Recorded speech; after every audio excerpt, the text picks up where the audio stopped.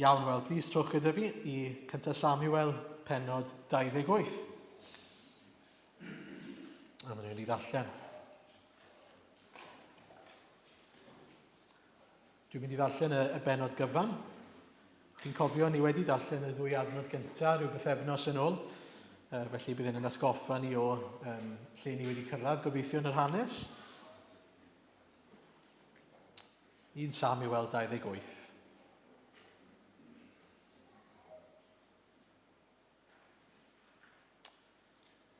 Yr adeg honno, casglodd y Philistiaid eu lluoedd arfog i ryfela ag Israel. Dywedodd Achus wrth Dafydd, rwyf am i ti wybod dy fod ti a ddynion i fynd allan gyda mi yn y fyddin.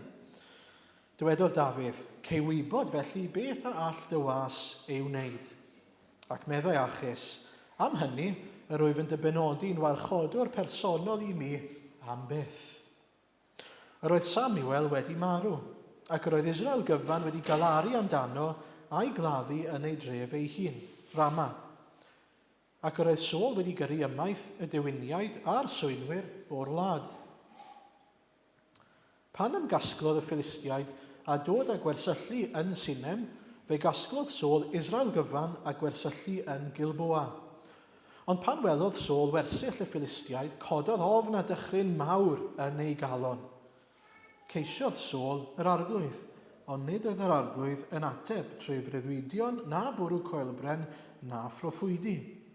Yna dywedodd Saul wrth ei weision, chwiliwch am ddywines, i mi ymweld â hi i ofyn ei chyngor. Dywedodd ei weision wrtho, y mae yna ddewines yn Endor. Newidiodd Saul ei ymddangosiad a gwisgo dillad gwahanol, ac aeth a dau ddyn gyda gef a dod at y ddynes liw nos, a dweud, consiria i mi trwy ysbryd, a dwg i fyny ataf y sawl a ddywedaf wrthyt. Dywedodd y ddynes wrtho, fe wyddost beth a wnaeth Saul, fod wedi difa'r dewiniaid a'r swynwyr o'r wlad. Pam felly rwy ti'n ceisio fy rhwydo am lladd? Tynnodd Saul iddi yn enw'r arglwydd, cyn wired a bod yr arglwydd yn fyw, ni ddaw dim niwed i ti o hyn. Yna gofynnodd hi, pwy a ddygaf i fyny i ti? Dywedodd yntai, dwg Samuel i fyny i mi. Pan welodd y ddynes Samuel, gweiddodd a llais uchel, a dweud wrth Saul, pam yr wyt wedi fy nhwyllo? Saul wyt ti? Dywedodd y brenin wrthi, paid ag ofni, beth wyt yn ei weld? Ac meddai'r ddynes wrth Saul, rwy'n gweld ysbryd yn dod i fyny o'r ddeia. Gofynnodd yntai, sut ffurf sydd iddo? Atebodd hithau, hen ŵr yn gwisgo mantell sy'n dod i fyny. Deallodd Saul mai Samuel oedd, ac ostyngodd ar ei wyneb i'r llawr ac ymgrymu. Yna dywedodd Samuel wrth Saul, pam yr wyt wedi aflonyddu arnaf a dod â mi i fyny? Atebodd Saul, y mae'n gyfyng iawn arnaf, y mae'r Philistiaid yn rhyfela'n ferbyn a Duw wedi fy ngadael, nid yw'n fateb mwyach, drwy na phroffwydi na breuddwydion, a gelwais arna ti i ddweud wrthyf beth i'w wneud. Ac meddai Samuel, ond pam ar wyt yn gofyn i mi, a'r arglwydd wedi dy adael a dod yn wrthwynebwr i ti? Y mae'r arglwydd wedi gwneud fel y dywedodd trwy o fi, ac wedi rhwygo'r deyrnas o'th law di, a'i rhoi i'th gymydog Dafydd. Am na wrandewaist ar lais yr arglwydd, na gweithredu llymder ei lyd yn erbyn yr Amaleciaid, dyna pam y mae'r arglwydd wedi gwneud hyn i ti heddiw. Bydd yr arglwydd yn rhoi Israel a thithau hefyd yn llawr Philistiaid. Y fori bydd i di athfeibion gyda mi, a bydd yr arglwydd yn rhoi byddin Israel yn llawr Philistiaid. Syrthiodd Saul ar unwaith ar ei hyd ar lawr, mewn ofn enbyd oherwydd geiriau Samuel, ac aeth yn gwbl fi ymadferth am nad oedd wedi bwyta tamaid am ddiwrnod a noson gyfan. Pan ddaeth y ddynes at Saul, gwela ei fod wedi cynhyrfu drwyddo, a dywedodd wrtho, edrych fe wrandawodd dy wasanaethferch arnat, a chymerais fy mywyd yn fy nwylo trwy wrando ar yr hyn a ddywedais wrthyf. Yn awr, gwrando dithau ar dy wasanaethferch, a gad i mi osod o'th flaen damaid o fwyd i ti ei fwyta, mwyn adfer dy nerth ar gyfer dy daith. Ond gwrthododd, a dweud nad oedd am fwyta. Wedi weision a ddynes bwyso arno, grandawodd arnynt, a chodiodd i ar lawr ac eistedd ar y gwely. Roedd gan y ddynes lo pasgedig yn y cwt, a brysiodd i'w ladd. Hefyd cymerodd flawd a dylunio a phobi bara croew. Yna fe gosododd o flaen Sôl a'i weision, ac wedi iddynt fwyta eithant ymaith ar unwaith y noson honno. Amen. Iawn, wel, penod digon rhyfedd o'n blaenau ni, anarferol falle, i chi ddarllen penod fel hyn yn y Beibl, ond mae yna, mwyn ni, a mae'r arglwydd yn mynd i fod yn ffyddlon, dwi'n siŵr, yn siarad gyda ni trwy ei air.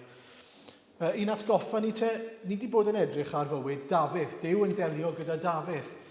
Ac yn ddiddorol, mae fel petai yng nghanol penod, wel, dim yng nghanol, ar ôl yr ail adnod ym mhenod 28, os byddech chi'n watcho ffilm, byddai'r narrator yn sydyn yn dweud, mae yna sîn newydd yn dod a mae'n dweud, meanwhile, ym mywyd Sôl. Right? Yn y cyfamser, ym mywyd Sôl. Dyn ni'n cael switch llwyr, a mae'n newid ffocws nawr, o fod yn canolbwyntio ar Dafydd, sydd mewn twll mawr, twyll a pechod I hunan, nawr yn troi at sefyllfa Sôl. Dyw Dafydd ddim yn cael ei gynnwys o gwbl yn y benod yma. Ond mae yna wers I ni fan hyn, yn dos e. Ni wedi bod yn edrych ar sut mae Dyw yn sofran ac yn raslon ac yn rhyfeddol yn delio gyda Dafydd. Ac yn aml, pan dyn ni'n edrych ar y prif gymeriadau yn y Beibl, ni'n gallu edrych arnyn nhw, ni'n gallu gweld sut mae Dyw yn sofran drostyn nhw. Ond beth mae benod yma'n dangos I ni, wel, nid yn unig mae'n sofran dros ei bobl ffyddlon, mae hefyd yn sofran dros sefyllfa y rhai sy'n elynion, y rhai sy'n wrthwynebwyr yr arglwydd. Dyw e ddim, fel petai e ddim mewn rheolaeth o'i bywyd nhw. Mae'n gwbl sofran fyna hefyd. A mae'n bwysig bod ni'n cofio hynny wrth gwrs.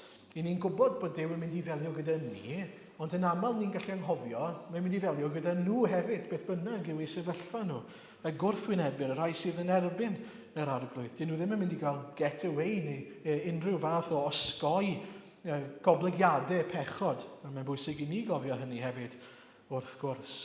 Felly, dyna dyn ni'n mynd I weld, gobeithio, yw goblygiadau pechod Sôl oherwydd beth mae wedi gwneud, oherwydd anifuddod. A felly, beth yw cyflwr calon Sôl? Wel, yn y benod, dyn ni'n gweld, sa'n gwybod beth yw'r gair Cymraeg, ond desperate. Desperate. Mae ar ei weithaf fan hyn. Mae Sôl wir wedi cyrraedd y gwaelod, bottom of the barrel. Does dim is gall Sôl fynd yn y sefyllfa yma. Mae ei ddyddiau fe wedi ei rhifo, a mae e'n gwybod hynny mewn gwirionedd. Mae byddin y Philistia nawr yn dod, a mae'r fyddin yn gryfach ac yn well na'i fyddin a mae hwnna'n codi ofn mawr arno fe. Mae Samuel, a dyma beth mae'r darlun yn adnod 3 yn rhoi I ni gyda llaw. Mae Samuel wedi mynd, a does na neb iddo fe droi ato. Mae Dafydd wedi dianc, wrth gwrs, wedi gadael. A dim ond I ni gofio nôl, chydig bach o benodau yn hanes 1 Samuel, pwy oedd yr un oedd yn dod I mewn ac yn helpu pobl Israel I ddod â buddugoliaeth? Dafydd. Pwy oedd yn ymladd ar ei rhan o? Dafydd. Nid Sôl. Dyw Sôl ddim wedi gwneud unrhyw beth o werth ers dechrau ei frenhiniaeth, pan oedd e'n ffyddlon i'r arglwydd. A hyd yn oed pryd hynny, oedd e'n pwyso'n gyfan gwbl ar Samuel. A felly mae Samuel, mae'r holl crutches oedd e'n pwyso arno, wedi cael ei cymryd I ffwrdd. Ac yn sydyn, mae e'n hollol desperate. A beth sy'n bwysig sylwi yw, mae e wastod wedi, Sôl nawr, wastod wedi bod yn pwyso ar unrhyw beth, neu unrhyw un, ond am Dduw ei hunan. Ond am Dduw ei hunan. O'r dechrau, os chi'n cofio, 1 Samuel 4, oedd e'n pwyso ar yr arch y cyfamod. Y tri neu fel rhyw fath o genie, os chi'n cofio, ni'n dweud. Dim ond bod gyda nhw arch y cyfamod o'i blaenau nhw, bydden nhw'n ennill y frwydr o'n nhw'n meddwl, yn erbyn yr Amaleciaid a'r Philistiaid. Neu, dim ond bod Samuel yn dweud rhyw weddi ac yn offrymu rhyw boeth offrwm na'n nhw ennill y frwydr. Ac yna, dim ond bod Dafydd gyda nhw, fydd popeth yn iawn.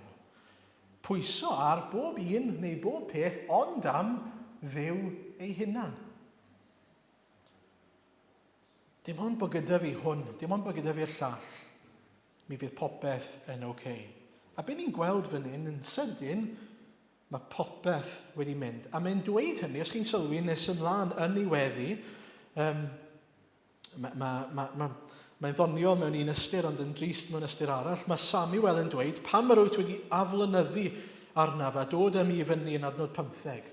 Pam ti wedi boddran fi, pam fi yn gorffwys yn dawel? Atebodd Saul, y mae'n gyfyng iawn arnaf. Y mae'r Philistiaid yn rhyfela'n erbyn, mae Duw wedi'n gadael i, nid yw'n fy ateb mwyach, drwy'n affoffwydi na breuddwydion, a gelwais arna ti, i ddweud wrthyf beth i'w wneud. Mewn geiriau eraill, fi jyst eisiau rhyw magic instructions mwyn i fi gael llwyddiant. Fi jyst eisiau gwybod y magic words mwyn cael llwyddiant yn erbyn y Philistiaid. Dim ots o le mae e'n dod, dim ond bod e'n cael e. Mae Duw wedi'n gadael i, ond fi dal eisiau cael gwybod lle i droi a beth i'w ddweud. A mae'n bwysig bod ni'n gweld tristwch sefyllfa Saul fan hyn, oherwydd beth mae'n gwneud yw, yn adnod 6, mae'n ceisio'r arglwydd. Dyw e ddim rili'n ceisio'r arglwydd gyda llaw, yna i ddod nôl at hynny mewn munud. Ond beth mae'n ceisio yw pethau'r arglwydd. Llwyddiant oddi wrth yr arglwydd, nid ceisio'r arglwydd ei hunan. Mae eisiau llwyddiant yn y frwydr, beth dyw e ddim â chonsern dros yw beth sydd gan yr arglwydd i ddweud wrtho fi. Beth yw ewyllus yr arglwydd drosto fi? Sut allai i fyw i wasanaethu'r arglwydd? Dyw hwnna ddim yn ffactorau mewn. A na i ddangos pam mewn eiliad. Mae Saul wedi cael sawl cyfle ers i Samuel farw gyda llaw. Mae hwnna'n cael ei gofnodi ni ar ddechrau pennod 25, lle mae'n dweud yn yr adnod gyntaf bu farw Samuel. Ac o hynny mlaen, mae yna adegau yn dod lle mae, os chi'n cofio, Saul yn mynd ar ôl Dafydd. A beth sy'n digwydd? Wel, mae Dafydd yn trigarhau wrth Saul, ddim yn ei laddau os chi'n cofio. A mae Saul yn gwneud datganiad. Dwi wedi pechu. Ti'n iawn, Dafydd, dwi wedi gwneud camgymeriad. Ddylen ni ddim wedi gwneud hyn, mae Duw drosto ti, mae Duw wedi dyneinio di'n frenin, a rwy ti'n mynd i lwyddo. Mae'n dweud hynny ddwywaith. Mewn geiriau eraill, mae Duw wedi amlygu rhywbeth i Saul, o natur ei ewyllus e. Ac felly, beth yw edifeirwch yng nghyd-destun Saul? Wel, i sefyll i un ochr, os fydde fe wir gonsern dros Dduw, dros ffyrdd Duw, dros ewyllus Duw, edifeirwch i Saul, fydde byddai'n sefyll i un ochr ac yn dweud, oce, arglwydd, dwi eisiau dy adnabod di, dwi eisiau dy ddilyn di, dwi eisiau dy brofi di, yn arglwydd drosto fi, fi'n mynd i sefyll i un ochr. Achos ti wedi dweud hyn yn glir wrtho fi. A ti wedi bod yn drigarog, a bod Dafydd ddim wedi fy lladdu ddwywaith. Ond wrth gwrs, dyw e ddim â unrhyw gonsern dros hynny. Ei unig gonsern yw fi eisiau pwer, fi eisiau llwyddiant, i fi eisiau aros yn frenin. Mae chydig bach, falle fel petai fi'n dweud wrth fy mhlant, wel, ewch chi nawr i dacluso stafell, ac ar ôl i chi dacluso stafell, na i roi chydig o sweets i chi falle, a chi bach o amser i wneud beth i chi moyn wneud, chwarae rhyw gemau neis. A bod nhw'n dod ato fi a mynd, Dad, fi'n barod am fy sweets, fi eisiau sweets fi nawr. A bod fi'n mynd, wel, chi wedi tacluso stafell? A maen nhw'n mynd, na, fi jyst eisiau sweets. Chi'n gweld, dyn nhw ddim unrhyw gonsern dros wrando ar fi, neu i fyddhau i fi, dim dyna'r concern. Y concern yw sweets. Y concern yw wneud beth maen nhw eisiau wneud. A fel hyn mae Saul yn trin yr arglwydd. Beth mae'n dweud yw i fi eisiau danteithion, i fi eisiau'r pethau da ond fi ddim eisiau dim byd i wneud â ti. A chi'n gwybod, gallwn ni fynd fel na mor hwyf yn ein bywyd ni. Bod ni'n troi at yr arglwydd mwyn cael y danteithion ysbrydol, y bendithion yna sydd yn dod trwy adnabod Duw, ond bod ni eisiau nhw heb adnabod Duw. A petai ni'n darllen y gair, yn sydyn byddwn ni'n ffindo mas bod Duw wedi dweutho ni, dim ond i ni wneud A, B a C, byddwn ni'n profi'r bendithion yna. Ond heb yn bod ni'n gwneud y pethau yna, nawn ni byth brofi y bendithion yna. Heb adnabyddiaeth o'r arglwydd, does dim bendith i gael. Allwch chi ddim cael y pethau yna heb bod chi'n profi'r arglwydd ei hunan yn y lle cyntaf. A dyna pam mae'r drws ar gau i Saul. Oherwydd fod e wedi clywed llais Duw, wedi clywed gair Duw, a wedi anwybyddu fe. Na, sa eisiau gwneud hwnna, sa eisiau gwneud ewyllus Duw. Sa eisiau bod yn ifydd i Dduw yn erbyn yr Amaleciaid yn y dechrau. Sa eisiau gorwneud beth mae Duw yn dweud wrtho fi pan mae'n dod at sefyll i un ochr a rhoi brenhiniaeth i Dafydd. I fi eisiau cael y bendithion heb yr arglwydd. Yn 1 Chronicle, penod 10, adnod 13, mae'n dweud wrthon ni, bu Saul farw am iddo fradychu'r arglwydd trwy anifuddhau i wair, a throi at ddewiniaeth am arweiniad yn lle ceisio arweiniad gan yr arglwydd. Allai ddim bod yn fwy clir mewn gwirionedd. Bydd e farw am iddo fradychu'r arglwydd trwy anifuddhau i wair, a ceisio arweiniad trwy ddewiniaeth yn lle ceisio arweiniad gan yr arglwydd. Ond mae'n dweud yn y benod bod wedi ceisio cyngor yr arglwydd, chi'n meddwl i chi'ch hunan. Ond dyna pam ni'n dweud ar y dechrau, dyw e ddim yn wirioneddol ceisio'r arglwydd, mae'n ceisio pethau'r arglwydd. Mae'n ceisio'r arglwydd am fuddugoliaeth. Dyw e ddim yn ceisio profi o'r arglwydd a'i air a'i ewyllus go iawn, oherwydd mae e wedi profi hynny'n barod ac wedi anwybyddu fe. A mae yna rybydd i ni fyna. Mae'r arglwydd yn raslon pan mae'n amlygu ei air i ni. Pan bob tro ni'n dod at y gair a ni'n clywed rhywbeth o'i air mae'n amlygu rhywbeth o'i air i ni. A mae dewis gyda ni ein ei anwybyddu hynny, neu i dderbyn hynny ac i blygu i'w air Ond mae yna amser yn dod y mywydau pob un, a nid o reidrwydd marwolaeth yw e gyda llaw, nid o reidrwydd, fel yn achos Saul fan hyn, lle mae'r drws wedi cau. Lle mae'r drws yna'n cau. A mae'n rhy hwyr. Ewyllus yr arglwydd yw hynny, a trefn perffaith yr arglwydd yw hynny, fe sy'n gwybod orau. Ond mae yna amser yn mynd i ddod lle chi'n clywed ac yn clywed, a mae'r arglwydd yn rhoi cyfle ar ôl cyfle, ond mi fydd y drws yna'n cau ar ryw bwynt. Os ych chi dal yn gwrando ac yn anwybyddu, byddwch yn ymwybodol o hynny. Mae'n adeg yn mynd i ddod lle bydd yr arglwydd yn dweud, dyna ni nawr, mae'r drws wedi cau.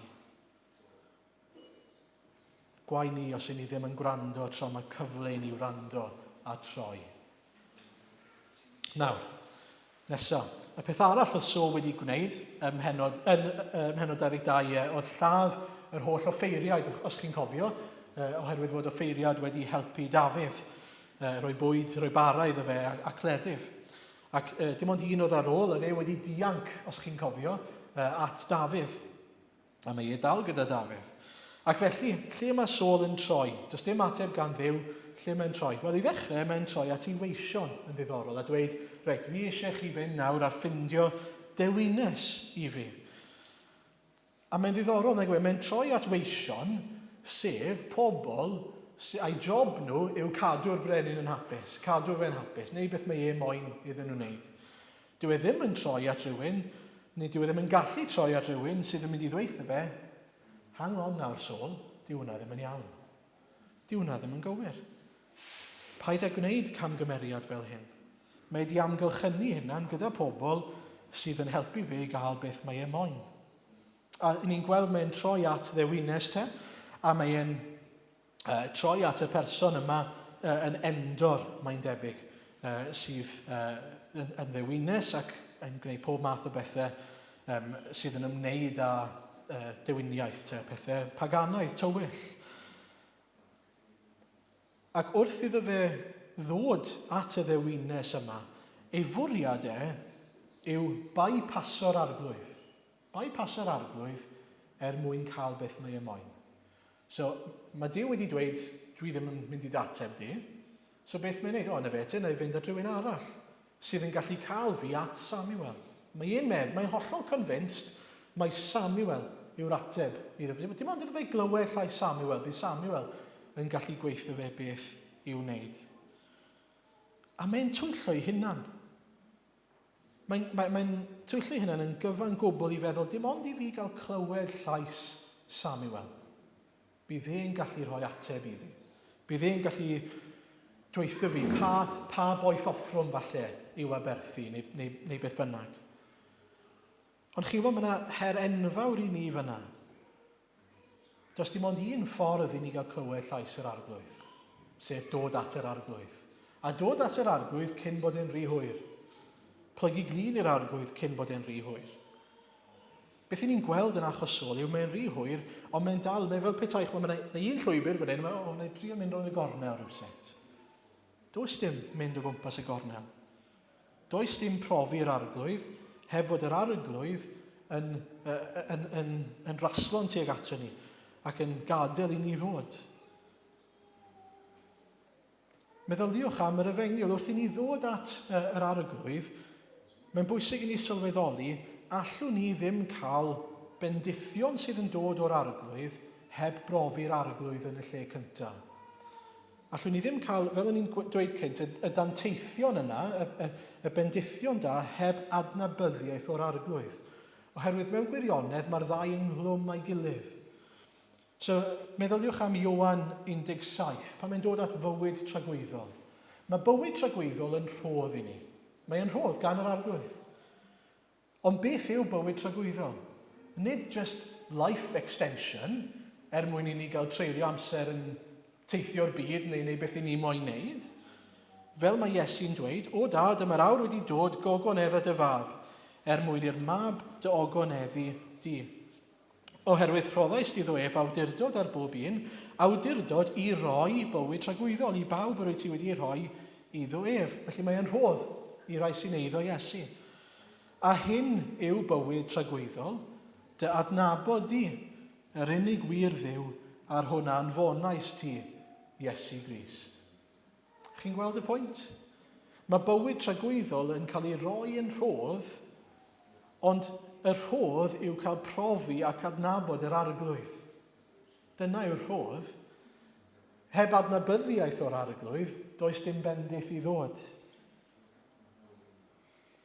A felly, dyn ni'n meddwl yn gwbl fydol ac yn hollol hunanol os y'n ni'n darllen unrhyw beth am fendithion yr arglwydd ar wahân i'r arglwydd ei hunan.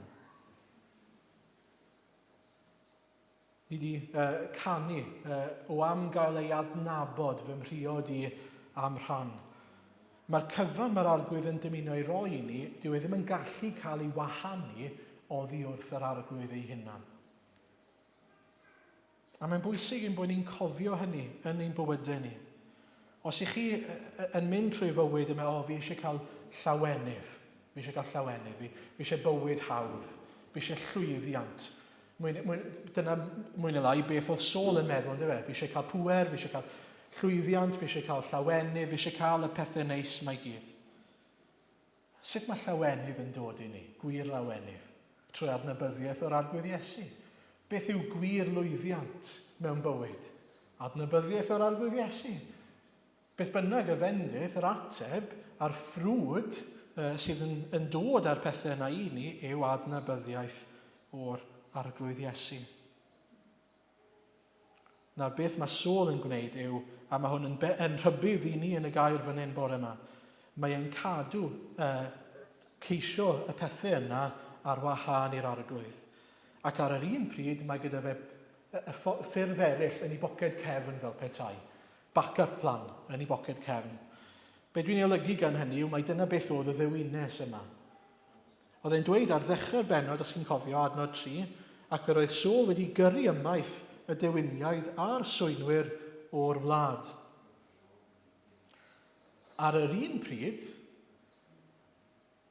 mae gweision Saul yn gwybod yn union lle i ffindio dewines yn Endor. Maen nhw'n gwybod yn union lle i fynd a ffindio hi. Oedd ddim yn lot o drafferth iddyn nhw. Dyn nhw ddim wedi cael gwared arnyn nhw gyd, yn amlwg. Os chi'n edrych ar Deuteronomium 18, 9-11, mae'r arglwydd yn rhoi rhybydd clir iddyn nhw. Pan fyddi di'n wedi dod i'r tir y mae'r arglwydd y ddiw yn ei roi i ti, paid a dysgu gwneud yn ôl arferion ffiaidd y cynhegloedd hynny.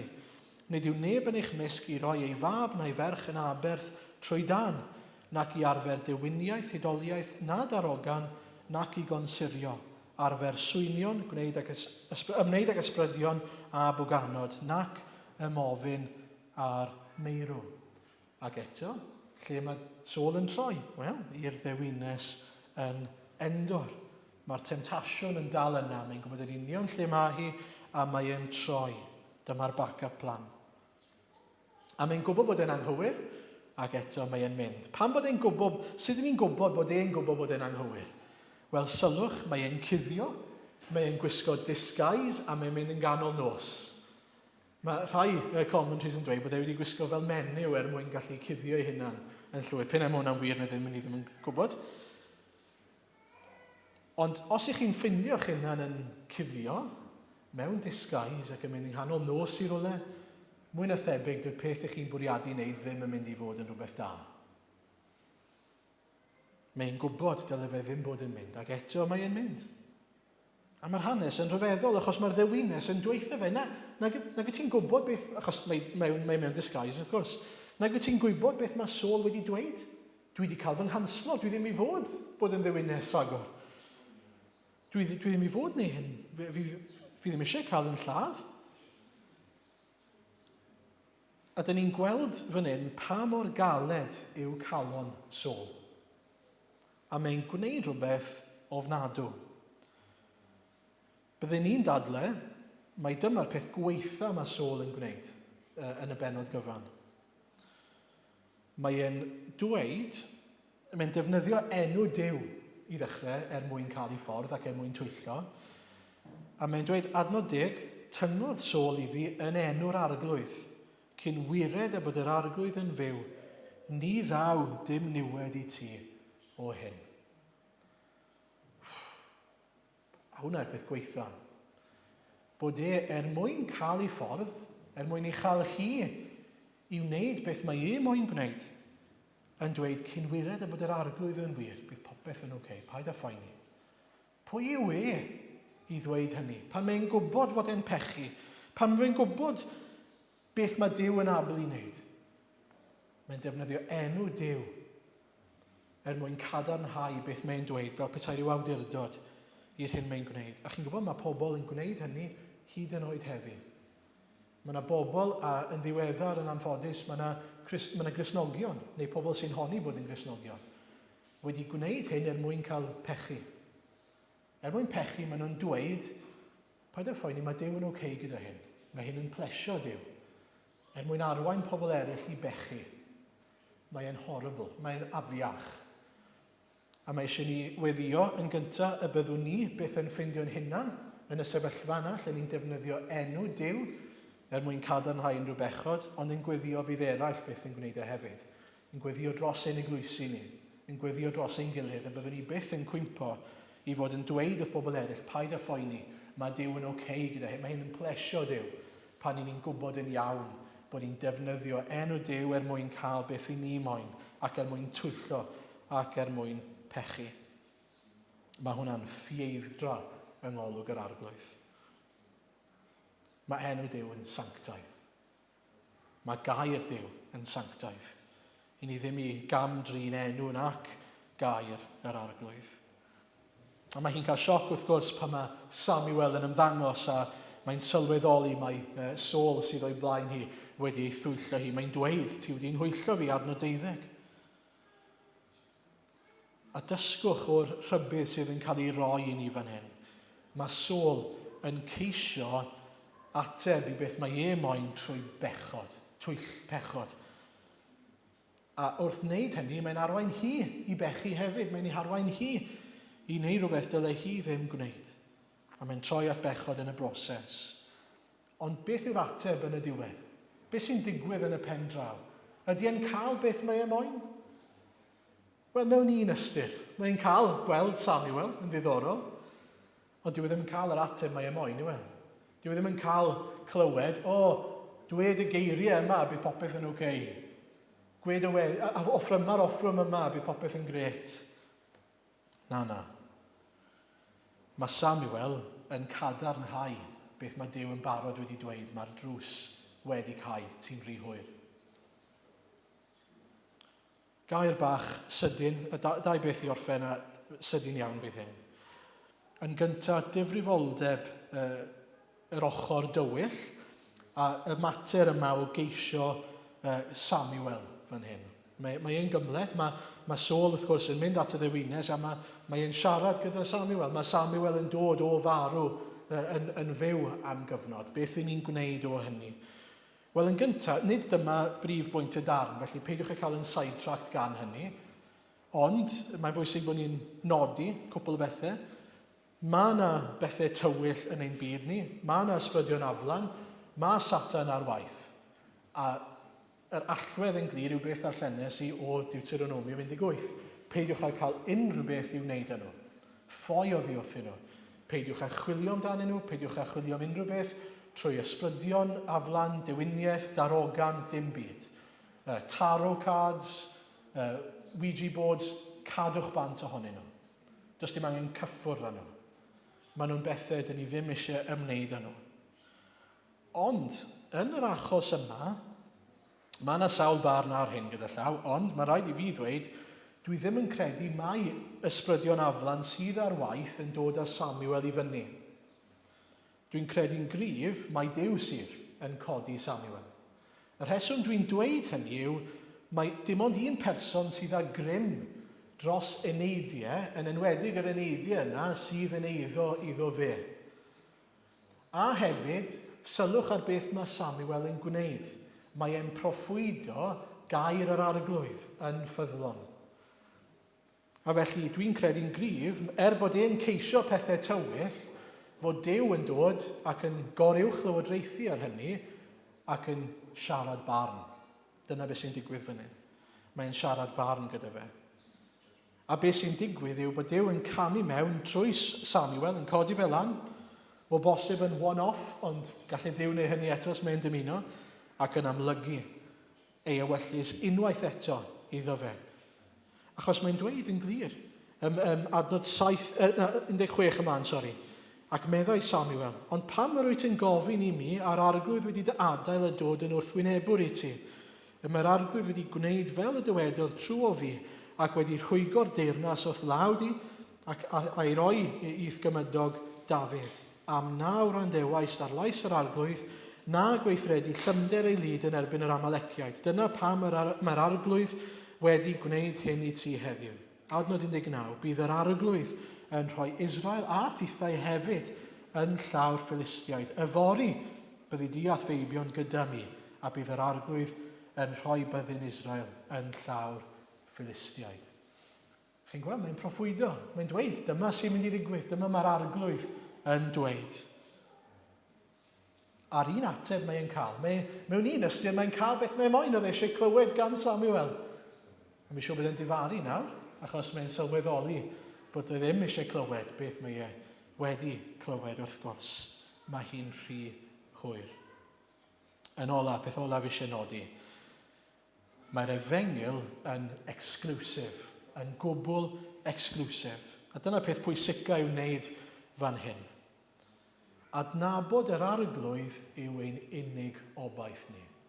Does na ddim bypasso'r arglwydd er mwyn profi bendithion sydd gan yr arglwydd ar ein cyfer ni. Does na ddim gobaith i unrhyw un y tu hwnt i adnabyddiaeth o'r arglwydd. Mae Saul wedi ffindio ei hunan mewn twll oherwydd fod e wedi anwybyddu'r arglwydd. A allwedd y darn yw beth nes i ddarllen y fyna, oherwydd fod e wedi dod yn wrthwynebwr i Dduw. Pa mor wyt ti'n gofyn i mi ar arglwydd wedi dy adael a dod yn wrthwynebwr i ti? Einau mae'r arglwydd drosto ni neu mae yn erbyn ni.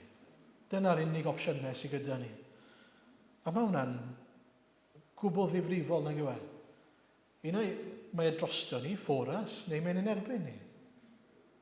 Einau chi'n eiddo i'r arglwydd, ac bod ni'n pechu, ni'n troi yn ôl i'n edifarhau, ac yn dilyn yr arglwydd, dilyn ewyllus, gair, gogoniant yr arglwydd yn cael ei amlygu ni, neu ni'n erbyn yr arglwydd, a ni'n ceisio brenhiniaeth ein hunain. A'r tristwch yw, chi'n gallu twyllo'ch hunain, fel mae Saul yn twyllo ei hunain. Dim ond i fi glywed llais Samuel. Dim ond i fi fynd i'r cwrdd. Dim ond i fi gael y crutches yna mewn geiriau eraill. Dim ond i fi ddarllen y Beibl bob dydd, hyd yn oed. Nid dyna'r pethau sydd yn arwain at fywyd tragweddol ac at y bendithion gyda llaw. Maen nhw'n rhan o fywyd y Cristion, maen nhw'n bethau da.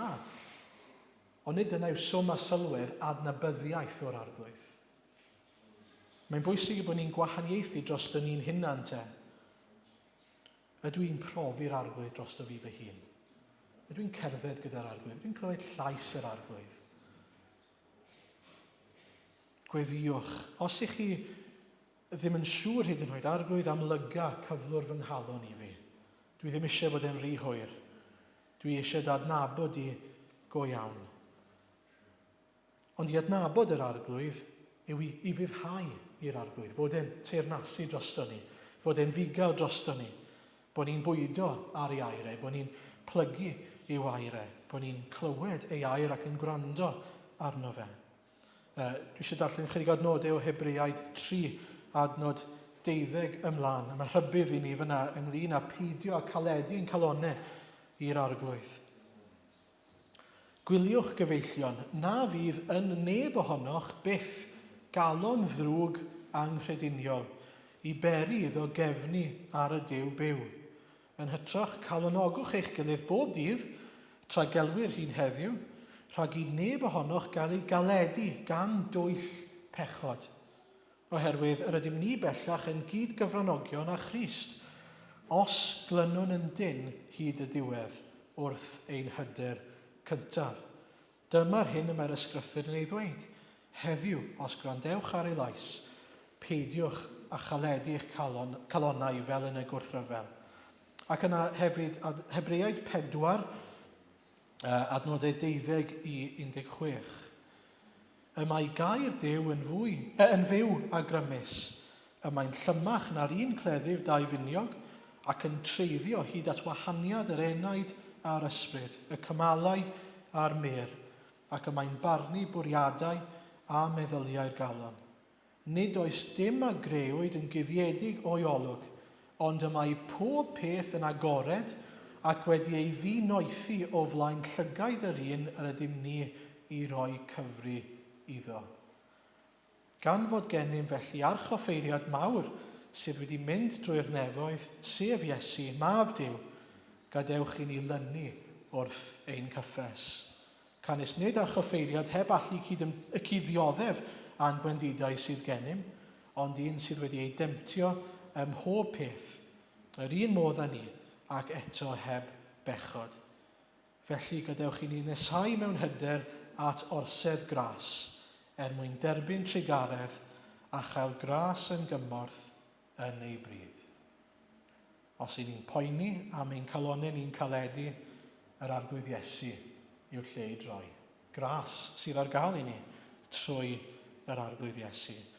Cofiwch y rhybydd yna, nid oes dim a greuwyd yn guddiedig o'i olwg, ond y mae pob peth yn agored ac wedi ei ddinoethi o flaen llygaid yr un, yr ydym ni i roi cyfri iddo. Mwyn ei enw. Amen.